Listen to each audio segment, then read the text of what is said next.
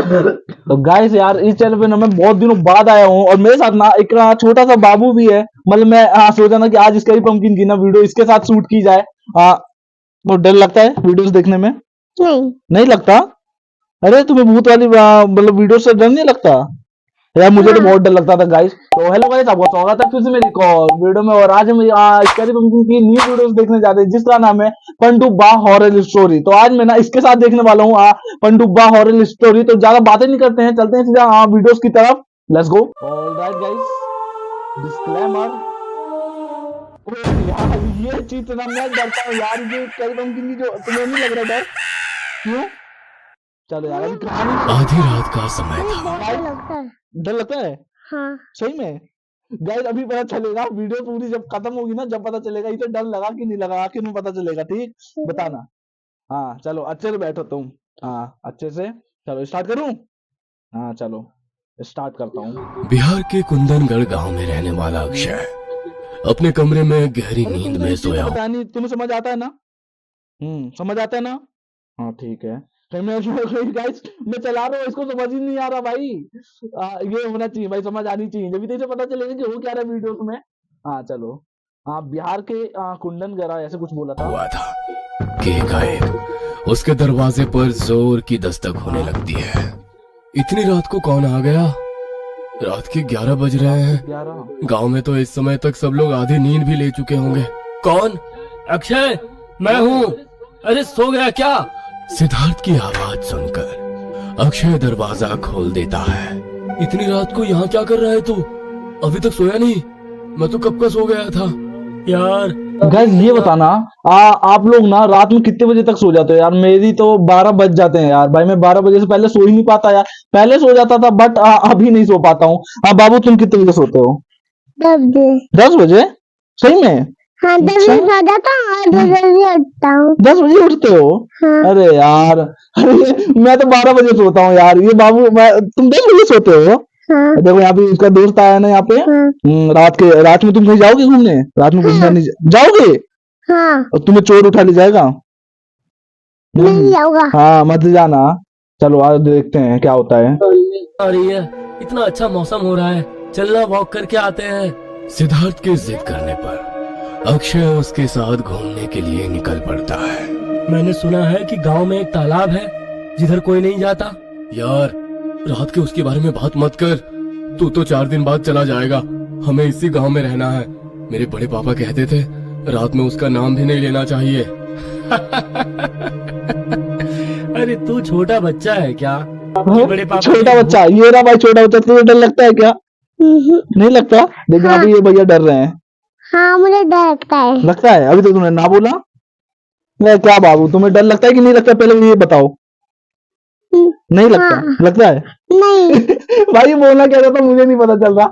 चलो यार ये छोटा बच्चा है मेरे साथ। भूतिया कहानी सुनाई और तू आज तक उसे सच मानकर बैठा है। ये वीडियो खत्म होते होते ना तेरे को भी डर लगेगा। इंसान चांद पर दुनिया बसाने की तैयारी में नहीं, है डर लगता और तू है। तालाब के नाम लेने से अपशगुन हो जाएगा, ऐसी बातें कर रहा अच्छे से है। बैठो। हाँ। ऐसा नहीं है यार, तू नहीं समझेगा, छोड़, ये सब मजाक नहीं है।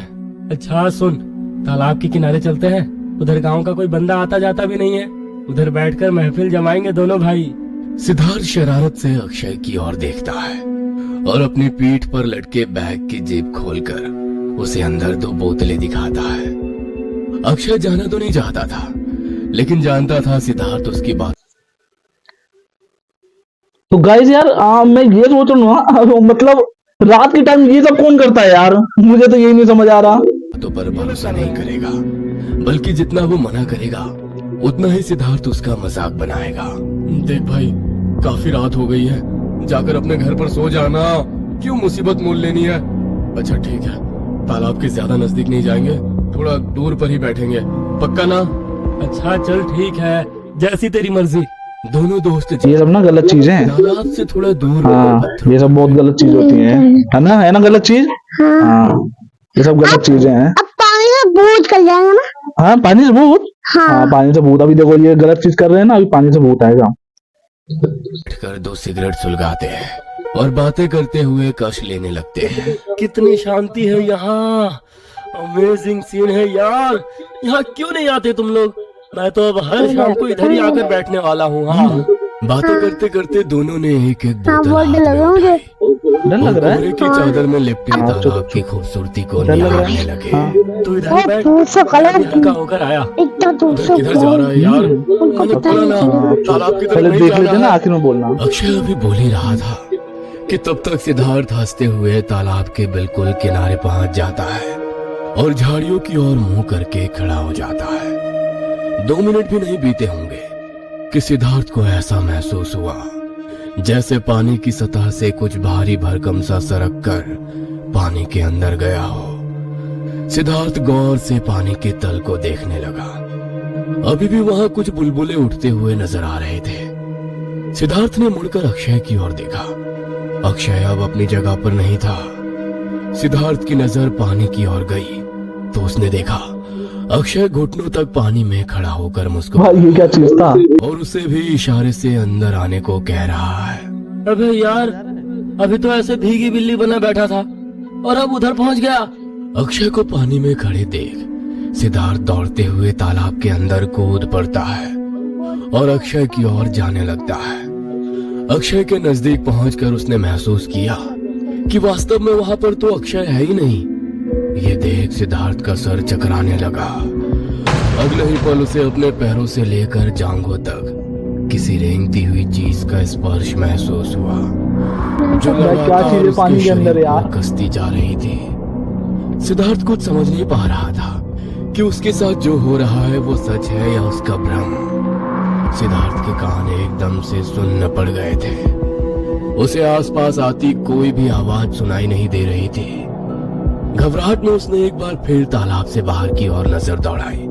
बाहर अक्षय हाथों के इशारे से उसे बाहर आने के लिए कह रहा था। वो शायद पिछले काफी देर से सिद्धार्थ को पुकार रहा था, लेकिन उसे शायद कुछ सुनाई नहीं पड़ रहा था। सिद्धार्थ को अब समझते देर नहीं लगी कि वो वाकई किसी शक्ति के प्रभाव में आ गया है। एक पल में शराब का सारा नशा छू हो गया था और अब वो किसी भी तरह बस इस तालाब से बाहर निकलना चाहता था। सिद्धार्थ बाहर निकलने की जितनी कोशिश करता, वो शक्ति उसे पानी के उतने ही अंदर धकेलती। तभी उसे पानी के तल पर एक भयानक आकृति दिखाई दी, जिसका पूरा शरीर कोई और गंदगी से सना था। उसके शरीर से भयंकर दुर्गंध उठ रही थी और वो इतना भद्दा दिखाई दे रहा था कि सिद्धार्थ की चीख निकल गई थी। तभी उस जीव ने एक भयानक आवाज निकाली और अपना गला सड़ा हाथ सिद्धार्थ की गर्दन पर रखकर उसे खींचकर पानी के अंदर ले गया। अगले कुछ ही पलों में सिद्धार्थ की चीखें पानी में घुट गई थी। इस समय रात के लगभग 12 बज चुके थे। अक्षय को समझ नहीं आ रहा था कि आखिर वो करे तो क्या करे। वो दौड़ता हुआ गांव की ओर आया और रोते हुए गांव के लोगों को तालाब पर हुए हादसे के बारे में बताने लगा। कुछ ही देर में पूरा गांव तालाब के पास जमा हो गया था, लेकिन कोई भी तालाब के अंदर जाने की हिम्मत नहीं कर पा रहा था। क्या तुम जानते नहीं हो कि इस तालाब में पानी का राक्षस पंडुबा रहता है? फिर क्यों उस बच्चे को लेकर यहाँ आए? अरे वो मेहमान था हमारा, उसके साथ ये क्या हो गया? मैं नहीं जानता था कि ये सब हो जाएगा। मैंने उसे बहुत समझाया, लेकिन पता नहीं उसे क्या हुआ। मेरी बातों को उसने अनसुना कर दिया और तालाब के अंदर चलता चला गया। मैं कुछ नहीं कर पाया, बस पानी के अंदर जाते हुए देखता रहा अपने दोस्त को। मैं जाऊंगा पानी के अंदर उसे ढूंढने। उसे तैरना आता है, वो पानी में डूब नहीं सकता, वो यहीं कहीं होगा। अक्षय पागलों की तरह चिल्ला रहा था और गांव के लोग उसे पकड़कर खड़े हुए थे। बताऊं? और तुम ऐसे जगह जाओगे? हाँ, जाना चाहोगे ऐसे जगह? नहीं, हाँ, ऐसे जगह नहीं जाते रात के टाइम में। तो वो गलत हुआ ना उसके साथ, वो डूब गया पानी में। तुम खुद को दोष मत दो। अरे तुम्हारी कोई गलती नहीं है। जब पंडुबा अपना शिकार देख लेता है तो उसे अपने छलावे में ले लेता है। पंडुबा अपने शिकार के आसपास ऐसा जाल बुनता है, ऐसा कि ना तो उस तालाब में फंसे आदमी को कुछ सुनाई देता है, ना उस पार दिखाई देता है। वो खुद खींच कर ले जाता है और जब तक छलावे का असर खत्म होता है, इंसान उसके चंगुल में फंस चुका होता है। इसीलिए तो उस तालाब की ओर आने की सबको मनाही है। अपना मन छोटा ना करो, उसका समय आ गया था, अब यही सोच सकते हैं। आधी रात का समय है भाइयों। इस समय तो तालाब के पानी में उतरना मतलब अपनी जान खतरे में डालने के समान है। अब कल सुबह ही हम तालाब पर आएंगे। गांव के लोग वापस लौट गए थे, लेकिन अक्षय का मन ये मानने को तैयार ही नहीं था कि अभी कुछ देर पहले तक हंसता मुस्कुराता उसका दोस्त तालाब की गहराइयों में समा गया है। गांव वाले अक्षय की मानसिक हालत को समझते हुए किसी तरह उसे वापस गांव ले गए थे, लेकिन अक्षय ठीक नहीं था। सुबह के 4 बजे ही गांव वाले मिलकर तालाब पर जाते हैं और पानी के अंदर जाने पर उन्हें सिद्धार्थ की लाश अंदर पानी में पड़ी दिखाई देती है। सिद्धार्थ की पूरी बॉडी इतनी भारी हो चुकी थी कि कई सारे लोग मिलकर उसे तालाब से बाहर निकालते हैं। सिद्धार्थ के शरीर के कई हिस्सों का मांस पूरी तरह से गायब हो चुका था। उसकी दोनों आंखें गायब थी और आंखें, नाक, मुंह और पेट में रेत ही रेत भरा हुआ था। सिद्धार्थ शहर का रहने वाला था जो गांव छुट्टियां बिताने आया हुआ था। जब उसके माँ बाप को सिद्धार्थ की मौत की खबर मिली तो वो उसे पोस्टमार्टम के लिए ले गए। देखिए, मौत का कारण दम घुटना है, लेकिन इसका दम मुंह में रेत भर जाने के कारण निकला है। जिस तरह से इसकी आंखें और शरीर के अंग गायब हुए हैं, उन्हें देखकर ऐसा लगता नहीं है कि ये किसी इंसान का काम है। पेट, आंखें, मुंह, सब जगह रेत और कंकर भरे हुए हैं। बहुत ही अजीब है ये सब। ऐसा लग रहा है जैसे किसी ने जानबूझकर रेत इसके शरीर में ठूस दी है। मैंने आज तक बहुत सी लाशों का पोस्टमार्टम किया है, लेकिन ये कुछ अलग ही है। हमारी बात मानिए हरीश बाबू, किसी ने आपके बेटे को नहीं मारा। ये पंडुबा का काम है। अरे आप शहर में रहते हैं, आप नहीं जानते। ये कोई पहली बार नहीं है। आज से पहले भी दर्जनों लोगों को बिल्कुल इसी तरह पानी में घसीट कर जान ले चुका है ये पंडुबा। इसीलिए तो गांव का कोई भी आदमी दिन ढले उस तालाब की ओर नहीं जाता। अभी 5 दिन पहले ही चंदू की भैंस गलती से उस तालाब की ओर चली गई थी और उसकी भी ठीक इसी तरह तालाब में डूबने से मौत हो गई। आप तो जानते ही है ना, भैंसें इतनी आसानी से पानी में नहीं डूबती। लेकिन वो पंडुबा खींच ले गया था उसको भी, और बिल्कुल इसी तरह पूरे शरीर में रेत भरी मिली थी उसके। सिद्धार्थ जा चुका था। सभी गांव वाले गहरे दुख में थे, क्योंकि सिद्धार्थ उनके गांव का मेहमान था। एक मेहमान के साथ हुई अनहोनी के लिए कहीं ना कहीं पूरा गांव खुद को ही जिम्मेदार मान रहा था। दूसरी ओर अक्षय की हालत तो इतनी खराब थी कि गांव वालों ने उसे सिद्धार्थ की डेड बॉडी तक नहीं देखने दी थी। यहाँ तक कि किसी ने उसे नहीं बताया था कि सिद्धार्थ अब कभी लौट कर नहीं आएगा। काका, कुछ पता चला क्या मेरे दोस्त का? तालाब से उसकी बॉडी मिली क्या? नहीं अक्षय, अभी तलाश कर रहे हैं। तुम फिक्र ना करो। तुम ही कह रहे थे ना कि वो तैरना जानता है। हो सकता है तालाब की दूसरी ओर से निकलकर अपने शहर भाग गया हो। तुम आराम करो, तुम्हारी तबीयत हमको कुछ ठीक नहीं लगती। इसको बहुत ही गहरा सदमा लगा है। उस सदमे से ये जब तक सामान्य नहीं हो जाता, इसे सिद्धार्थ की मौत के बारे में कुछ नहीं बताना। सब गांव वालों को कह दो इस बात का खास ख्याल रखें कि अक्षय के सामने सिद्धार्थ के बारे में कोई बात ना की जाए, वरना ये लड़का अपना मानसिक संतुलन खो बैठेगा। ऐसा लग रहा है कई रोज से सोया ही नहीं है। आंखों के नीचे काले गड्ढे हो गए हैं और इसकी माँ बता रही थी पूरा का पूरा दिन कुछ खाता पीता नहीं है। आप ठीक कह रहे हो काका, होने को कौन टाल सकता है। आज तक ना जाने क्यों उस घटना के लिए खुद को दोषी मान बैठा है। कुछ दिन बाद, बेटा, तुम्हारे बाबूजी और हम शहर तक जा रहे हैं। तुम अपना ख्याल रखना और खाना समय से खा लेना, और हाँ, घर से बाहर ना निकलना। अक्षय की माँ और उसके पिताजी सिद्धार्थ के 10वें में शामिल होने के लिए शहर जा रहे थे और पड़ोस वाले काका को उसका ख्याल रखने को कह गए थे। दिन तो आराम से बीत गया था और अक्षय भी काका के कहने से थोड़ा सा खाना खाकर अपने बिस्तर पर लेट गया था। रात के तकरीबन 12 बज रहे थे। अचानक अक्षय के दरवाजे पर बहुत जोर से दस्तक होने लगती है। दरवाजे पर हो रही दस्तक इतनी तेज थी कि ऐसा लगता था अगर दरवाजा ना खुला तो कोई दरवाजा ही तोड़ देगा। दस्तक सुनकर अक्षय घबरा कर उठ बैठता है। लगता है माँ बाबूजी आ गए। अक्षय जाकर दरवाजा खोलता है, लेकिन दरवाजे पर उसे कोई दिखाई नहीं देता। अक्षय दरवाजे से बाहर निकलकर आसपास झांकता है तो उसे गली के मोड़ पर कोई काली आकृति खड़ी दिखाई देती है। कौन है वहाँ? कौन है? सामने आओ। अक्षय के बार बार पुकारने पर उसके कानों में एक जानी पहचानी आवाज सुनाई देती है। अक्षय, वहाँ क्यों खड़ा है यार? मुझसे मिलना नहीं चाहेगा? कहाँ चला गया था मुझे छोड़कर? मैं कब से तेरा इंतजार कर रहा हूँ। सिद्धार्थ, ये तू है क्या? सिद्धार्थ, सामने आ, ये तू ही है ना? अक्षय तेज कदमों से उस साए की ओर कदम बढ़ा देता है। अक्षय को अपनी ओर आता देखकर वो काला साया तेज कदमों से गली से बाहर निकल जाता है और फिर कुछ दूर जाकर रुक जाता है। जानना नहीं चाहेगा उस दिन क्या हुआ था? चल, अकेले में बैठकर बातें करेंगे, बहुत कुछ बताना है मुझे। इतना कहकर फिर से तेज कदमों से वो साया तालाब की ओर जाने लगता है। अक्षय बेचैन होकर जल्दी जल्दी उसके पीछे पीछे चल रहा था। तालाब के नजदीक जाकर अक्षय देखता है कि तालाब के किनारे सिद्धार्थ बैठा हुआ मुस्कुरा रहा है और हाथ हिलाकर उसे अपनी तरफ बुला रहा है। सिद्धार्थ, ये तू ही है ना? तू ठीक तो है ना मेरे भाई? मुझे माफ कर दे, ये सब मेरी वजह से हुआ। अगर मैं उस दिन तुझे तालाब की ओर जाने से रोक लेता तो ये सब नहीं हुआ होता। अरे यार छोड़ ना ये सब, मैं बिल्कुल ठीक हूँ, कुछ नहीं है इधर तालाब में। स्विमिंग करेंगे, तू भी आ जा, बहुत मजा आएगा। नहीं, तू इधर आना, डर मत, मैं हूँ ना, मुझ पर भरोसा नहीं है तुझे? अक्षय की आंखों से खुशी के आंसू बह रहे थे। उसका दोस्त सही सलामत उसकी आंखों के सामने खड़ा हुआ मुस्कुरा रहा था।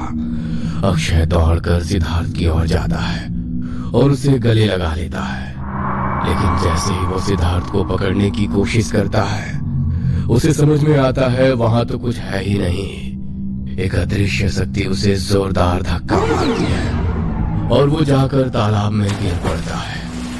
तालाब के पानी में जोरदार हलचल होती है और एक बार फिर एक सड़ा गला शरीर तालाब से बाहर नजर आता है। उस भयानक जीव को अपने सामने खड़ा देखकर अक्षय के मुंह से जोरदार चीख निकलती है और वो अपने होश खो देता है। इससे पहले कि पंडुबा अक्षय को अपना शिकार बनाता, काका महामृत्युंजय मंत्र पढ़ते हुए तालाब में आते हैं और अपने साथ लाई हुई गंगा जल को पंडुबा के ऊपर उड़ेल देते हैं। एक चीख के आवाज के साथ पानी में ऊंची लहरें उठती हैं और पंडुबा वहां से गायब हो जाता है। काका अक्षय को लेकर पानी से बाहर आते हैं और थोड़ा दूरी पर लाकर गंगा जल उसके चेहरे पर छिड़क कर उसे होश में लाते हैं। अरे काका, आप यहाँ? मुझे तो लगा था वो मेरा आखिरी समय है, लेकिन आप यहाँ कैसे आए? पंडुबा से कैसे बचाया आपने मुझे? बेटा, जब तू सिद्धार्थ सिद्धार्थ चिल्लाता हुआ अपने घर से बाहर की ओर भागा ना, तो मेरी आंख खुल गई। मैंने खिड़की खोलकर देखा तो तू गली में दौड़ा जा रहा था, लेकिन तेरे आगे कोई भी नहीं था। मुझे कुछ समझ में नहीं आया, इसलिए मैं भी तेरे पीछे पीछे आने लगा। फिर जब तू तालाब वाले रास्ते की ओर मुड़ा तो मैंने तुझे आवाज लगाकर रोकने की बहुत कोशिश की, लेकिन ना जाने तू किस सम्मोहन में था कि तुझे मेरी आवाज सुनाई ही नहीं दी। इससे पहले कि मैं तुझे रोक पाता तू सिद्धार्थ सिद्धार्थ चिल्लाता हुआ तालाब में कूद पड़ा। ना जाने क्यों तुझे देखते ही मुझे समझ में आ गया था कि तेरे साथ कुछ गलत हो रहा है, इसलिए घर से निकलते वक्त मैंने ये गंगा जल की बोतल उठा ली थी। काका, ये सिद्धार्थ अचानक कहाँ गायब हो गया? ये सब क्या हो रहा है मेरे साथ? बेटा, हमारे बड़े बुजुर्ग कहते थे उस पंडुबा की नजर जिसके ऊपर पड़ जाए उसे वो खींच कर अपने पास ले ही आता है। और आज मैंने खुद अपनी आंखों से सच को देखा है।